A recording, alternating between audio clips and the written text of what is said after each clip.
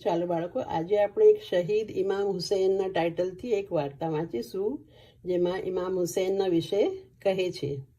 Okay, તો શરૂ કરીએ.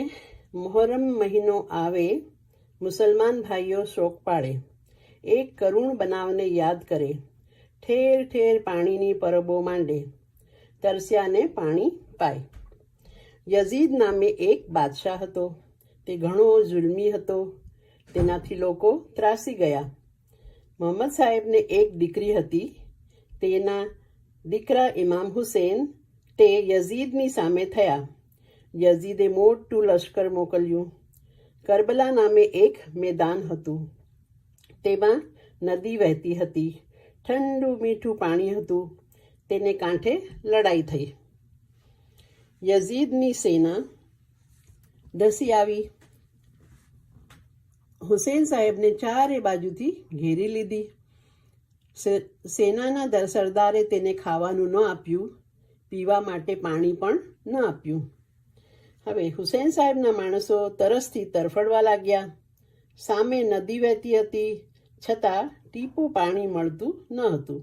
સરદાર કહે, જીવવું હોય તો તાબે થાઓ, મરવું હોય તો તૈયાર થાઓ. હુસૈન સાહેબ જુલ્મને તાબે ન થયા. સરદારે હુસૈન સાહેબને મારી નાખ્યા. મોહરમ મહિનો આવે ત્યારે હુસૈન સાહેબને સૌ યાદ કરે. લોકો પાણીની પરબ માંડે, તાજિયા કાઢીને શોક પાડે. જાત જાતના રંગબેરંગી કાગળ લે, સોનેરી, રૂપેરી, જરી લે, વાંસ અને ખપાટ લે. તેમાંથી મોટા તાબૂત બનાવે. તાબૂતને તાજિયા પણ કહેવાય. મોહરમ મહિનામાં તાબૂત નીકળે. લોકો તાબૂતને ખભે ઉપાડે. ગામમાં મોટું સરઘસ કાઢે. સરઘસમાં લોકોને પાણી પાય, મીઠા મીઠા શરબત પાય. સરઘસ આખું નદીએ જાય અને ત્યાં તાજિયા ટાઢા કરે. તાજિયા સૌને યાદ કરાવે, હિંમત કદી હારવી નહીં અને જુલ્મને તાબે થવું નહીં. ડરવા કરતાં મરવું સારું.